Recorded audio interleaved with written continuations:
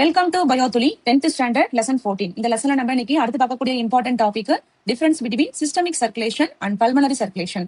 Systemic circulation அப்படின்னா என்ன அர்த்தம்னா, ஹார்ட்ல இருந்து ரத்தம் பாடியோட ஆர்கன்ஸுக்கு எல்லாம் போச்சுன்னா, நம்மளோட கை கால் அந்த மாதிரி ஆர்கன்ஸுக்கு எல்லாம் போச்சுன்னா அது சிஸ்டமிக் சர்க்குலேஷன்.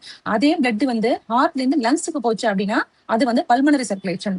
சிஸ்டமிக் சர்க்குலேஷன்ல ஆக்சிஜனேட்டட் பிளட் வந்து லெஃப்ட் வென்ட்ரிக்கிள் மூலமா பாடியோட எல்லா ஆர்கன்ஸுக்கும் போகணும். அதுக்கப்புறம் டி ஆக்சிஜனேட்டட் பிளட் என்ன பண்ணும்னா ரைட் ஏட்ரியத்துக்கு மறுபடி வந்துடணும்.